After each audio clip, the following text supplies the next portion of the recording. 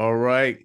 Greetings, brothers and guests, to the sixth episode of the Masterful Conversations podcast, where we discuss and learn about leadership through the lens of men who have served or are currently serving as Worshipful Master in a regular lodge of free and accepted Masons. I'm Brother Matthew Wagstaff, past master of Eureka Lodge number 36 in Rochester, New York, where currently serving as our Worshipful Master is Worshipful Master Jermaine Myers. And I'm along with... Uh, I am past master Mark Alexander, proud past master of Sons of Kings Lodge number 123, Brooklyn, New York, where Fitzgerald Boyce II is currently serving as worshipful master.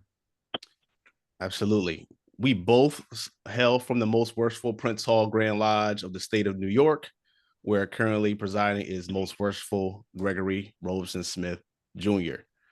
And so today we have a great guest that really talk about leadership again. But before we get into the introduction of our guest today, first want to ask anyone who's listening to please like, subscribe to our channel so that you can get more content as it becomes available. We appreciate the support so far. With that, I'll pass it over to Past Master Alexander for a quick disclaimer. The views and opinions are our own. They do not reflect our lodge or Grand Lodge.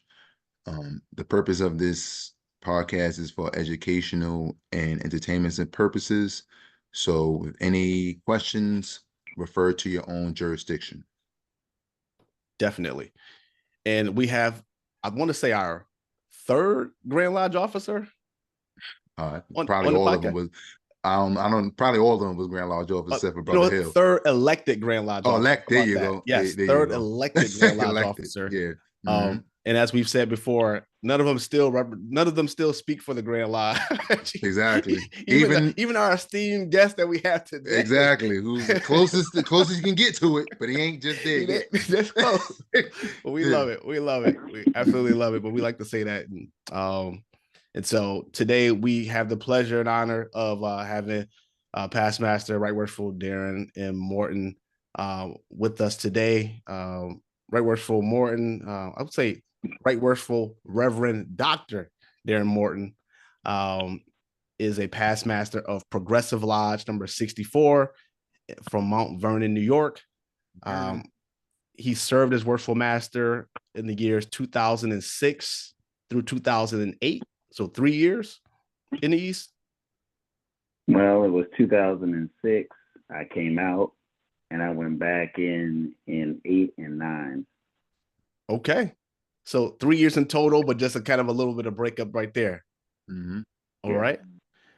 He is the past president of the 3rd Masonic District. He received... Yeah. No, I just saying the nickname Thunder and Third. Yes. He also received the 33rd and last degree of the Ancient Accepted Scottish Rite.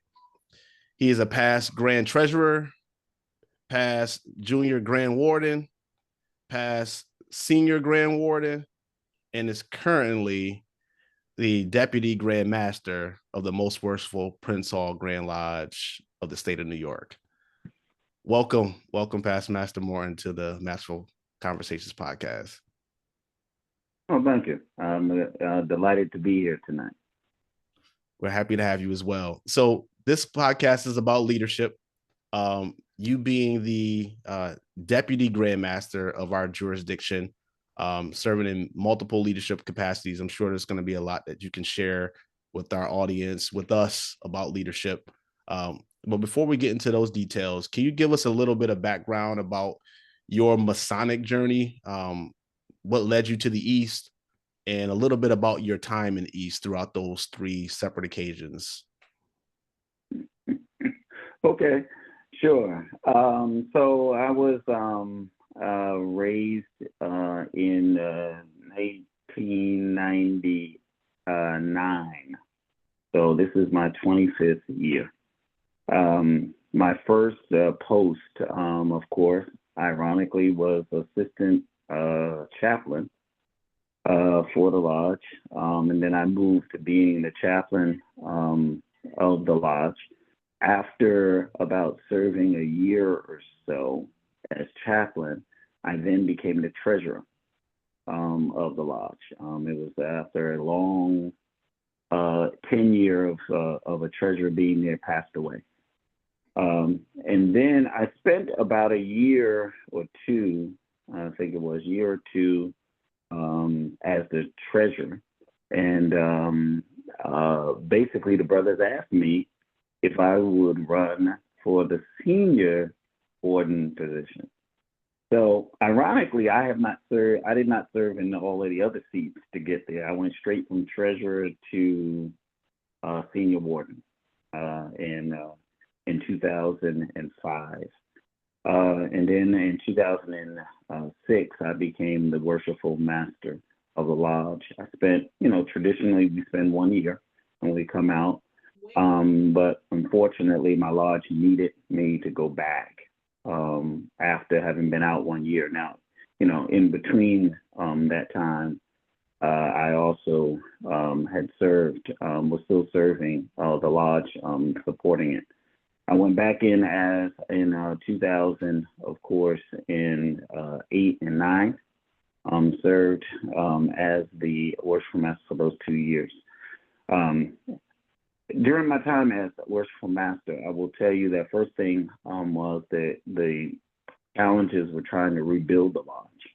I spent a lot of time in, building not only the brothers, but also building the finances of the lodge itself. There was a lot of challenge, and a lot of the older members had started to pass away. And then we needed to kind of have a new influx. And so it was looking to try to have new ways of doing things, and also getting connected to the community, right? And so we had a great run for that 1 year of actually bringing in new brothers into the lodge. And then I went out. And what caused me to come back was that in that 1 year, all that we had built had begun to kind of fall apart. And it began to fall apart because of probably what we're talking about today, leadership and leadership style, and how people, because, people follow you based upon their belief that you have a direction, and you also feel really that they have some importance in that process. So my goal coming back in for the second year was to kind of refocus the lodge. And the first thing that I did was sit down with all of the members of the lodge and kind of come up with a trestle board that everybody had a responsibility. One of the things was to make sure that everybody on the line had understood their responsibility, and they had agreed to their responsibility. And then also to create committees that would allow the brothers to be able to have some sort of input and connection to that. And that helped to kind of put the lodge back on a direction that was a positive direction. My third year, I spent really in transition. I started my first year saying to the senior warden, I'm going to do less as a Worshipful Master, and you're going to do more as a Worshipful Master, and I'm going to walk aside you on this, because I got to train you now to be able to take it over. And the reason why I did that was because I had learned from going out and having not necessarily trained for the transition. And so I did that for my third year. And that was a year really where I pushed the senior and the junior ward up front more, and I kind of started to take a back seat in it. So those were the principal experiences during those times. Wow. Yeah, that was very important. One thing that came to my mind that you mentioned, especially about basically like protecting the East, because you got to make sure you have the right person to go into the Worshipful Master Station, because as you are witness to, how 1 year can make a big difference. So you got to be careful exactly who you put in those positions, because that 1 year could take, like you said, take away all the gains you had over the last few years. That 1 year can do it. But also, I know, of course, that we spoke to all your leadership positions within the craft masonry, but of course, you're a pastor of a very big church in Mount Vernon, comptroller of Mount Vernon, big in Alpha for fraternity. So you have leadership skills in many different avenues. So our question, and one thing that we ask everybody is, what is your definition of effective leadership? Well, okay. So one, let's be clear, right? Leadership is really, there really is no one set kind of definition of leadership, right? And I think that that's important for everybody to recognize that. So for me, effective leadership is when one can, first of all, take on the persona of servant leader. I think that one, you have to take the position that you have been elected by the people, and so therefore you are responsible for serving the people, right? And I think that once you have that perspective, then what you begin to do in effective leadership is to have collaboration of folks coming into the direction. Now, leaders have to have vision, but setting the course has to be a collective effort. The other part of this is having clear communication and solid expectations. You got to be able to communicate. And oftentimes I tell folks that if you're going to listen from the perspective of understanding, not from the perspective of giving an answer. I need to understand what you're saying in order for me to kind of respond to it, right? And so that if you're effectively communicating, right, then you will now be able to set clear expectations kind of going forward. And so it's really, leadership for me has been eclectic, right? It has to be adjustable based upon the environment that you're in and the people that you have. And so if you're going to be effective in that, right, you first of all got to start from the standpoint of internally you're the servant. Secondly, that you have to be able to effectively communicate, and that means listening to understand before you have to listen to try to give the orders. And then you have to be able to have a collaborative approach in order to be effective in that moving forward. I agree with every point that you just made there. I'm wondering about something from a practical standpoint, and we have leaders from all different spectrums who are listening in, folks who are aspiring to be leaders, folks who have served in leadership spaces, some who have been effective and some who have not been so effective. And so we're thinking about, practically speaking, when you talk about servant leadership, what does that look like in real life? We hear the term servant leadership. Like, paint a picture for somebody who's listening right now around how does that show up in your actual day-to-day or month-to-month sort of activity in the craft? Okay, so first of all, one, even if you're an ineffective leader, it may not mean that you yourself actually were the impetus for the effectiveness of leadership, because environment has a lot to do with that, right? As to how do people actually are able to do what they need to do. Somebody once told me, an executive coach said, listen, in order for somebody to be effective in what they need to do, they need three things. One, they need to have the desire to do what it is that needs to be done. Two, they need to also have the skill set to do what needs to be done. And the third one is not on them. While those two are on them, third one is on somebody else or somebody else, right? Which is they have to be allowed to do what they're supposed to do, right? So when you look at it from the standpoint of servant leadership, you have to first approach it from the standpoint that you are them. You are one of them and not necessarily above them. What does that look like? That looks like we got to get this yard cleaned up. All right, here's how we need to clean up the yard. So let me try to communicate the best way for us to get this yard clean. Now there's a question. What do you think about that? What do you think about that then puts them in a position to say, I agree, I don't. I think this is what we need to do. Okay. So now once we determine what we need to do, servant leadership says, let's go get this done. Now we all gonna get in this to do this done at least the first time. Now I might not be there the second time.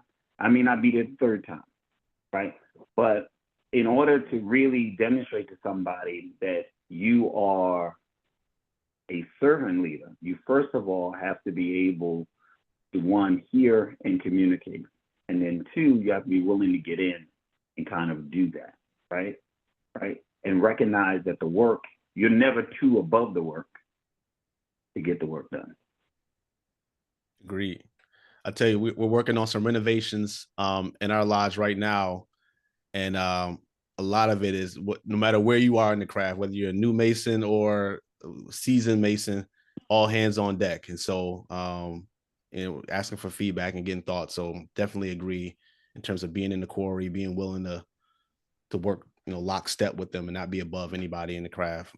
Definitely appreciate that picture you just painted. Now that you've specifically going back in the craft here, now that you've served and are currently serving at the Grand Lodge level, but also are, I believe, still relatively active or still active in your own lodge. Are you currently an officer in your lodge right now in Progressive? I am not. Okay, all right, because I know we had past guests, so Sandino still secretary of his lodge right now as well. But even so, I'm curious about now that you've been in this leadership role at the grand level, even at the district level, how you interact with the current Worshipful Master and the past masters who have come after you. And so when you are past master, like how did your leadership change, if at all? And how do you show up now as a leader at the grand level for your lodge? Okay. So one of the first things that I did was to let's say when I went out to seat, right? I went out to seat, and shortly after I went out to seat, actually I think I was elected as the president of the 3rd Masonic District. So it put me in a position where I still was kind of in leadership, even somewhat over my lodge too, right? But not really in that. I purposefully went to the first meeting, but I skipped the second and the third. And then I came back in the fourth because I felt I needed to move away and give room, right, for the Worshipful Master to kind of move forward and do what he needs to do. And then I take to heart the fact that past masters are to provide wisdom and not necessarily to provide dictatorship. So I go in the northeast corner and I recognize that I operate under caution, right? And I always respect the fact that the Worshipful Master is Worshipful Master, right? And so I will, even now, I'm the Deputy Grand Master, but I go in my lodge and I wear my past master's apron. Right? The only time I wear my right worshipful apron is if I'm going there officially, or I know that I have to act officially at some point during the meeting. Right? So my interaction with the brothers has been always to kind of listen more, even now that I go. So the style of my leadership as Worshipful Master was that I talked a little bit more while I even engaged with the brothers. And I probably gave more direction to get stuff done. As a past master, I listened more, and then I asked more questions, and then I offer advice. Right? That's kind of been my approach. Now, my current president, now I've been out of seat a long time now, right? So I've become one of these senior past masters now at this point. With the brothers who are in charge of the lodge right now, it's a very interesting dynamic for me because, one, most of them I've known outside, and some of them I actually brought into the lodge. So from the standpoint, they're like adopted sons to me, so I got to be careful that I don't overshadow, right? My current Worshipful Master right, is like a son to me, right? So I got to be careful that I don't act in a way in which it seems like I'm overshadowing, right? One of the brothers, actually the senior deacon, is my son, right? So I got to be, I got to be careful. So you ask, how do I interact with them? So I'll give you an example. So last year, there was a situation in the lodge in which I got up and I articulated my concern. And I said, and about the leadership and the fact that I thought the leadership's perspective was wrong, was wrong at the time. And that they needed, that this wasn't about them, but it was about the brothers making a decision that they may not have liked, but the brothers had the right to make the decision and they shouldn't take it personally. Because I felt that there was something that was happening. It was becoming a personal thing. They felt as if the brothers were attacking them or not having enough appreciation for the fact that they had been working so hard. And that wasn't it. It was the right of the brothers to make the decision. Well, the pushback that I got was that they felt as if I kind of got up and said something, but I'm always getting up and saying something like that makes them feel like they're not in charge. They articulated that to me. I said, oh, okay. I said, that's interesting. I didn't see that. So you know what I did? I said, don't worry about it. I know how to adjust. I retreated. And I stayed, and honestly, I stayed away for about 2 meetings. Right? And said, okay, fly. When they called me, though, I answered their call. When they asked me for advice, I gave them the advice. And so when I came back to the lodge, they said, well, what happened? I said, I took a back step because I didn't want y'all to feel as if I was overshadowing what you were doing. Even though I didn't agree with it, y'all had to fly on your own and learn. And then when y'all came to me and said, okay, yeah, you were kind of right here. I didn't say, I told you so. I said, okay, well, we learned from the experiences, right? The way I deal with the brothers who are now in leadership is that I go back to my servant leadership thing. I recognize that it's not about me. I'm not the one that's in charge, right? And I know that I'm opinionated. So I got to be careful about how you balance that. That's how I kind of approach it. Yeah, I appreciate that. The fact that you are self-aware enough and also willing to sort of step back and allow people to grow, so that educator sort of feel like you gotta have like that teacher spirit in you as well. Just to add one more follow-up to that before we get into the next question is how did you prepare yourself, or how did you develop in the self-awareness space? Was that something that you came to the craft with, something you developed through the craft and your other engagements, is something you developed professionally, kind of all of the above? But I know there's a lot of folks who could benefit just from that, understanding your journey of how you became more self-aware, because it seems to show up in your leadership. I might have come to the craft with it, but I didn't self-develop it, right? I mean, I've been in leadership positions since I probably was a teenager, right? And, you mentioned Alpha Phi Alpha, right? As a neophyte, I ended up in a leadership of the state, right, as a college student. And it was really because I just happened to be at the right place at the right time, and I offered something. And so somebody saw something in me. How did I get to that place of self-awareness? Was because I also was willing, I had the attitude of being able to be corrected. Because as a young guy and a guy who thinks he has great knowledge, I was very opinionated, one. But two, sometimes I wasn't necessarily flexible as a young person. And it was a mentor of mine, actually, in the fraternity, in Alpha Phi Alpha, who oftentimes pulled my coat and said, wait a minute, back up. Let's look at it from this perspective, right? You didn't look at it from that perspective while you were in it.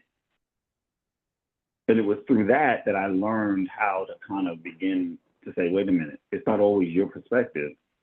You sometimes got to back up, right? And you got to take time. So I also was taught through one of my mentors to count at least up to 5 before you respond to some things that you feel have this kind of make this reaction in you, right? And that's how I learned kind of to be a little bit more kind of self-aware. Well, maybe I'm overstepping here, right? And don't get me wrong, right? There are times where that don't necessarily work, brother. Right. And I kind of go through it, right? Yep. And because I don't want you to make the thing, right? And there's times where, like Worshipful Master had to come to me one day and he said, you know what, I really think you kind of overstepped on this one. And I probably said to him, I don't think so, right? And then he said, yeah, you did. And I caught myself and I said, okay, so tell me how. And when he explained it, I said, okay, I don't agree, but I get your perspective. So you the Worshipful Master. Yeah. I'm going with you. No, I appreciate that.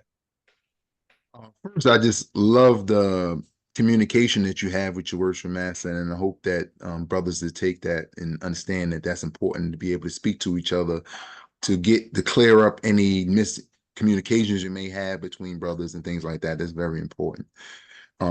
You mentioned something that comes along right on time for the next question, which was you mentioned a mentor gave you something. So who were your mentors within the craft? Well, one of my first actual mentors was past Master Charlie Shore, who's no longer with us, right? And Charlie Shore had this very kind of cool cat kind of persona, right? He wasn't loud. He sat for a long time. And I remember this distinctly that made me say, you know what, I got to really sit with him. There was something going on in the lodge, and he was talking in the middle of it. Now, he wasn't a loud Worshipful Master. He wasn't a past master. He wasn't a disrespectful past master. But something was happening, and the Worshipful Master kept saying, no, we're moving on. But he kept on trying to get his point in, and the Worshipful Master gavelled him. Bam! And he was the oldest past master. And you know what he did? He sat down. He didn't keep pushing. He sat down.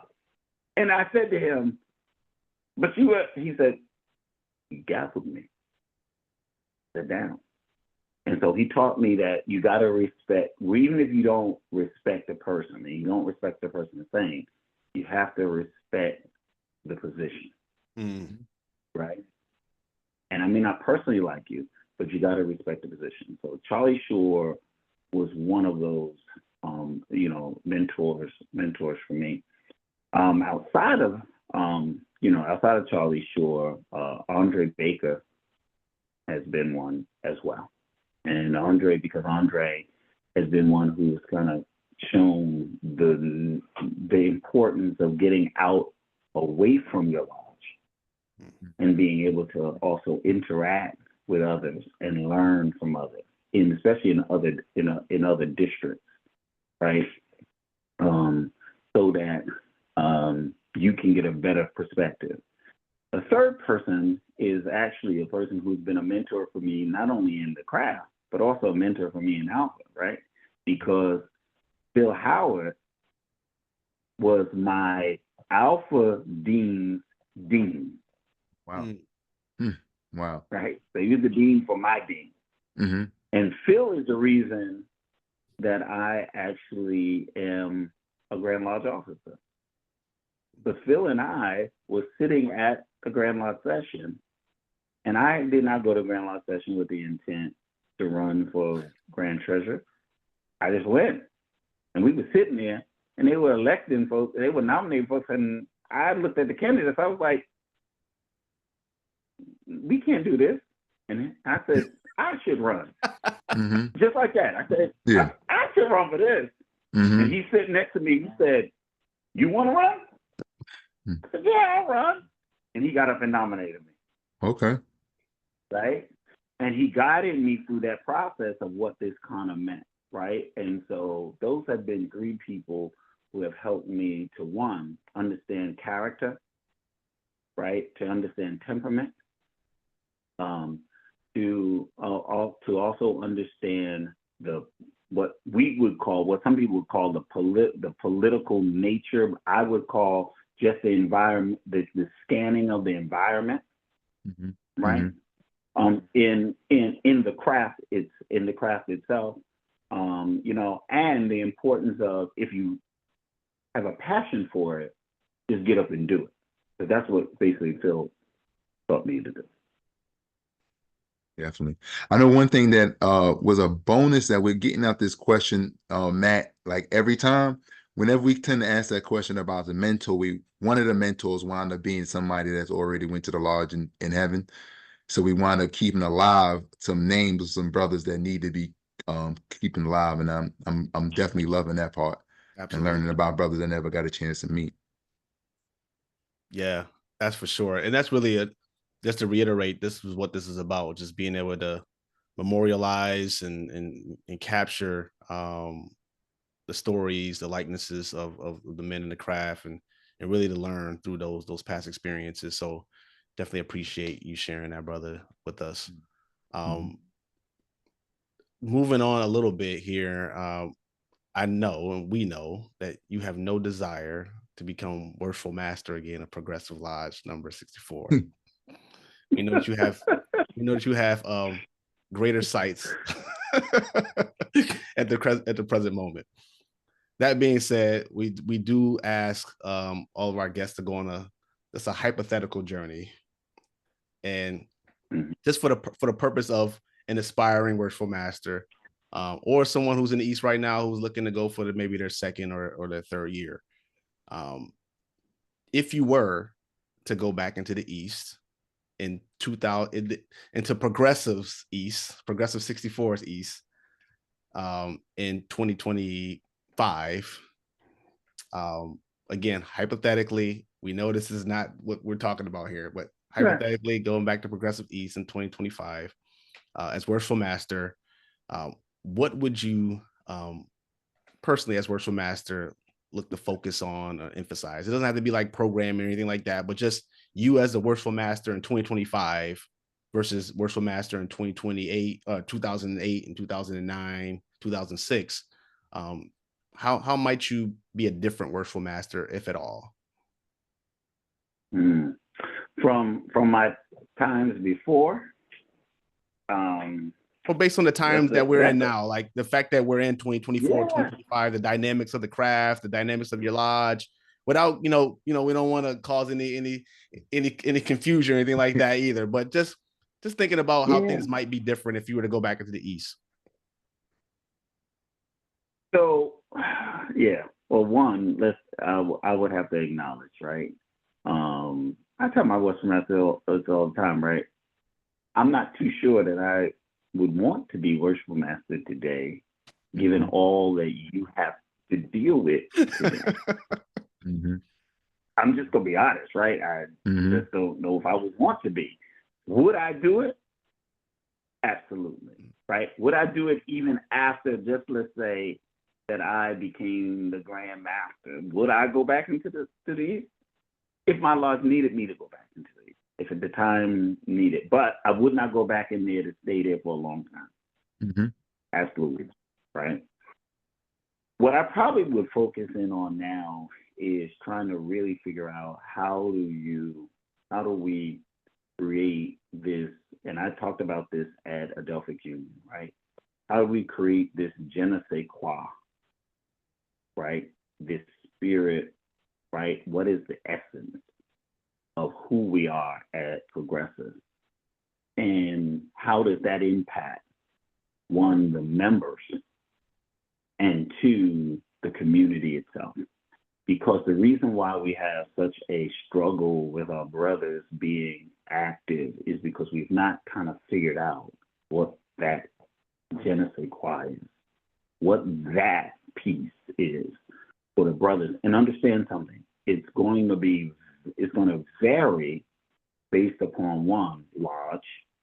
In some cases, there's going to be a base to this, right? But it's going to vary according to whatever the lodge is. And it's going to vary from member to member within the lodge, right? And find a place for everybody to kind of feel as if they got a place, right? Because that's the reason why our lodge right now, and since you talked about Crystal, so our lodge right now has it's in a good place, and the Worshipful Master is doing a great job moving it and getting it out. But Lodge of the year, right? Doing it. Right. Yeah. Right. Lodge of the year. to my shock of surprise, right? Yeah. While it happened, right? And let's take a commercial break for a moment. Okay. So let's just say I'm coming down to the session, mm-hmm. and I see the Worshipful Master. He's moving, but I see him from a distance. He doesn't have a tie on. He has and they'll tell you, he has a turtleneck and a jacket. I go on downstairs. I see the senior board, and I said, "Oh, Worshipful telling me don't come down here without a shirt and a tie." mm-hmm. So he goes and he tells him that, and goes, "What the Worshipful about to do?" He comes down with a shirt and a tie, and he gets named Lodge of the Year. I said, "Ain't you glad that I told you don't come down here without a shirt and a tie?" You just called up the fight. Right. So he's doing a good job at moving it, but he's doing it with a small group of people, right? How do we get those people that are on the bench to come off the bench? So for me, I would have to be focusing in on how to try to get those people off the bench onto the field, right? That's one. Two, today, because we have a building, we're not like other lodges, like on most lodges, we got a building, we got property. We need a business plan, right? And we're gonna have to focus on what that business kind of plan is. And that business plan includes kind of the property management, but it also includes how the work of the community itself. And so for me, those would be the things, but I think it's really, the dynamics have so changed that I'd have to rely a whole lot on the younger brothers because they got a better way of kind of really doing crowd kind of sourcing. Yeah. And probably you can answer this part with what you just said in terms of leveraging the younger brothers. Maybe that helps you produce that scale. You know, one of the things that I'm working through in my leadership is patience and sort of trusting the process and allowing things to sort of flow and not be such in the fast pace to needing to accomplish things, pretty quickly. Still moving with a sense of urgency, but not just being in a rush. I am curious. And that comes with time, right? One, that skill set even comes with time, right? And it comes with experience, right? It comes with the experience of, you said it earlier, right? Said not so effective, right? So that's kind of a effective, that's kind of a self-awareness of, I'm not too, into myself to believe that I did everything right? As much as I believe myself to be a decent leader, I know that I was not the perfect leader. And near one of those times that I was a leader. No, yeah, absolutely. I think I did okay, but I definitely had a lot of opportunity to do much better when I look back at it. But I'm thinking about, going back into the East, if you were to go back next year, the amount of work it would take. And the struggle that I have personally is that I think to do leadership like properly, just from my perspective, this is just Matt Wagstaff sort of talking right now, is it takes time, it takes energy, it takes patience and persistence. And for a leader who has sort of grandiose plans or any plans and is dead set on those things, without having that level of patience and perseverance and consistency, I can't see them being as effective. And so how much work do you think it would take to sort of realize some of those goals that you could have, hypothetically speaking, again, in terms of engaging folks that are on the bench, creating that business plan, really getting people to buy into the vision, and still serving as being a servant leader? I mean, even that takes energy and time. So is this something that you say, I got to shut down everything else I got going on and focus on family and craft? Probably, right? So it would definitely require shaving off some of the other things, right? Because it would require a very, very attentive approach to doing it today. And listen, not just me going back into being worship master, but I mean anybody who takes on the role of worship master now needs to understand it's going to be hard work. It's heavy lifting today. And it's heavy lifting because of a number of things, right? One, we have not yet attacked the how do we move away from some of the very hardcore traditional things that are a part of being in the craft, that are not necessarily essential things, but don't necessarily violate the landmarks, right? We haven't spent a good enough time in that. That's number one. Mm-hmm. Number two is that the environment itself has also changed. And how do we, as Masons and leaders in Masonry, shift that without losing the essence of kind of who we are, right? And that requires brain power, but it also requires influential power to be able to influence other people to buy into it, right? And it can be mentally draining, kind of, right? In you doing that, right? No different than what I already know. And some people ask the question, let's talk about part of the elephant in the room. He's got all, you named them all. He's the pastor. He's the comptroller. He's an active member of Alpha Alpha. He's on these boards, this or so on. How's he going to do the Grand Master thing? Mm-hmm. Right? Right? Mm-hmm. And the reality of it is. Uh-oh. You on mute. Might have been the Most High giving us a sign right there, like, hold on. Did I lose? Okay. Nah. There you go. All right. The reality of it, yeah. The reality of it is that in order to do it, it has to be done with shifting some other stuff, right? And being very deliberate about that this becomes a major responsibility, right? And that's the same thing that would happen if I was to go back into being worshipful master. I would have to do that, right? Otherwise, here's the thing: don't accept the job. Mm-hmm. Yeah, factual. That's facts.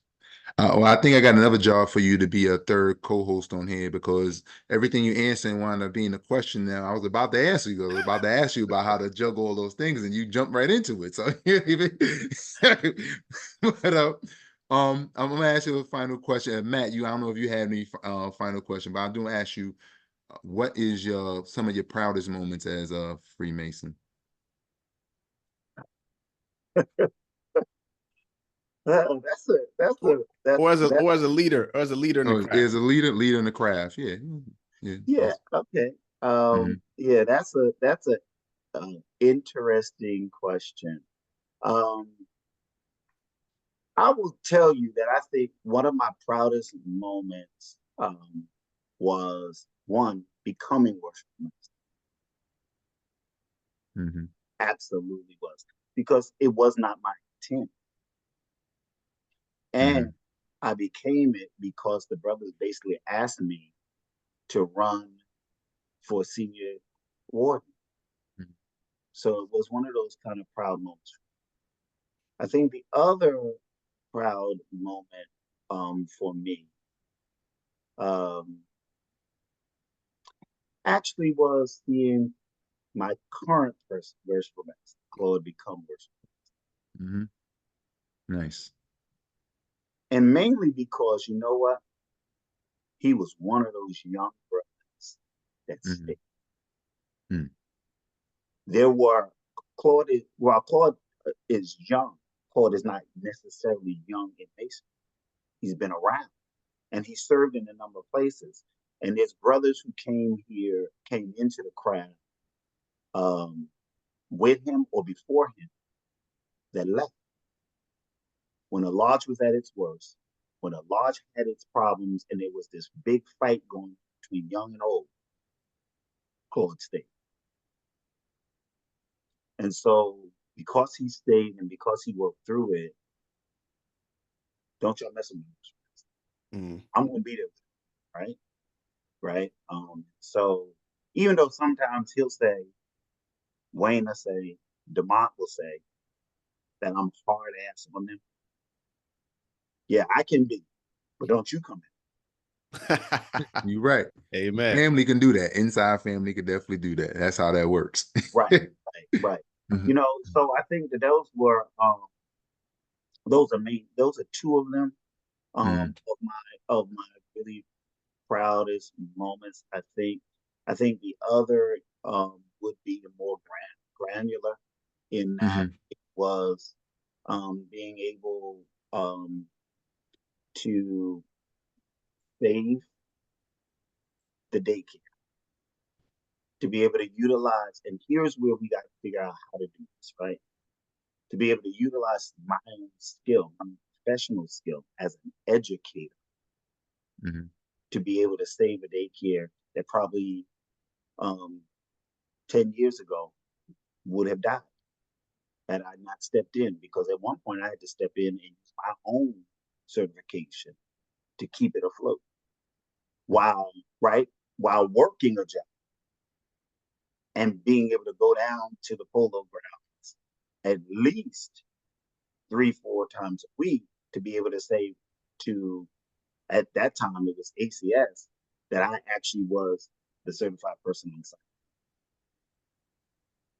Thank you for that service, for sure. Thank Yeah, you. definitely. For those that don't know, because that kind of jumped out of nowhere, if you might not be in New York, you might not know, the Most Worshipful Prince Hall Grand Lodge in New York has a separate corporation that runs a daycare that's in the polo grounds for young children. So that's what past master was talking about. That's one of the many corporations and outside entities that our Grand Lodge has that helps the community in general. And we all proud of that. And we definitely thank you, Dr. Morton, for your helping running that and keeping it afloat. And so we continue to progress. I know actually my current worshipful master, Fitzgerald Boyce, his wife, Ro, went to that daycare. I just found that out recently. She used to go to that daycare. Yeah, exactly. So Wow. yeah. Well, we definitely want to thank you, Brother Morton, for being on the show. You have gave us definitely a wealth of knowledge of different things to think about. I'm gonna expound on a couple of them. One is something you mentioned about the past masters, how they supposed to help from a distance. And speaking with Tony Marshall the other day, he had also said something about the past masters, how the past masters should be like the rudder of the boat, where in the background help guide in the direction and it goes, but you don't really need to see him. So I told him, I was like, yeah, I'm gonna take that with me, Tony. I probably mentioned on the show. I like that. That was pretty good. I definitely told him about that. And you was right on point with that one. Speaking last, that was another thing. A lot of people think speaking last just because you're the most important person, you speak last. But I know I got it from, I heard it somewhere from Nelson Mandela, as he said, they speak last because the person he's supposed to hear everybody else before he speaks. So he's listening. That's what he's doing during that whole time, gathering information before he speaks. So it ain't just because you're so important, you speak last. So remember that, worship masters and any other person, that you're supposed to be listening to the people while they're speaking, so then you can gather all the information and then speak up to us that do that. In which Mike Worship Morton, you're definitely a good example on that. When every time I hear you speak, you spoke about servant leadership. Matt, through you, talked about being self-aware and the importance of being that. That's very good. And one thing I think I'm gonna say, and this is on my own, I'm gonna give everybody homework on that, because I know everybody need to work on that. So that your idea as far as what you would do when you go back into the East, as far as getting those people that's not around off the bench, I know all of our lodges need to do that because I know mine. So I'm gonna give y'all homework, whoever listened to that. Start on that. And in some type of way, form, I don't know, however you choose to do it, start on that. And that'll definitely help the craft and help your lodge so that we be able to expand and continue to do the things that we do. And not have so much stress and pressure on ourselves for trying to accomplish these things. So again, right, Worshipful Morton, definitely thank you for that, Matt.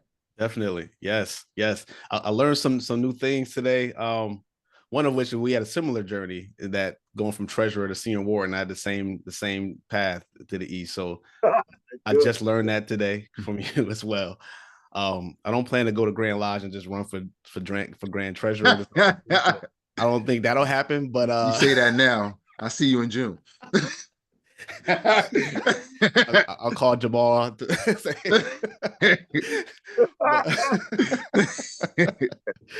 But sit next to me. No. Right. Definitely appreciate you, the time you spent with us today. I appreciate when I was serving my first year in the East, you coming up to our ball here in Rochester and representing for the Grand Lodge with Jamal Ali, our Grand Treasurer, and visited us here in Rochester. I think you brought some warm weather too, because it was like nice and warm in November. It's probably like the best. It was like 70 degrees in November in upstate New York. And I can't remember another time when the weather was that nice during our ball. So I'm going to give you the credit for that one. You and the Most High, I get double. You get credit for that. But I appreciate what you're doing for our craft, what you are doing for all the leaders in the craft, and for everything that you do outside of the craft as well. So, we appreciate you and we value the work that you do. I think we also share like some mutual friends too outside of Masonry that we could talk about offline, that I just realized not too long ago, which was interesting as well. So well, I also do too, because of his alpha connection with Mr. What is his name? On my route, the 103. Yeah, Mr. Lucas. Yeah, it slipped my mind right now. He's down south right now, but yeah, he's down south. Yeah. He's 103 years old, bro. He lives on my route. He's alpha. Oh my. Exactly. And he still gets around with no problem, bro. Exactly. Wow. I'm gonna say it's been a lot of alpha mentions in here for the brothers of Kappa Alpha Psi who are listening right now. Come on. We appreciate the noobs as well.